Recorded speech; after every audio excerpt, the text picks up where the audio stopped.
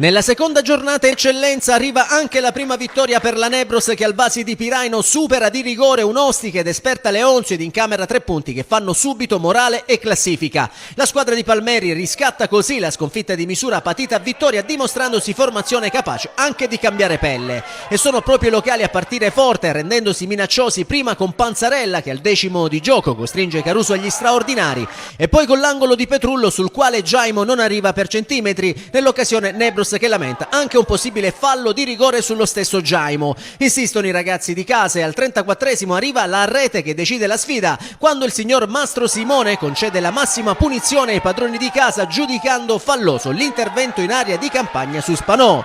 Dagli 11 metri Capitan Travaglia batte Caruso col brivido facendo così Nebros 1, Leonzio 0 e tifosi di casa che possono far esplodere tutta la loro gioia.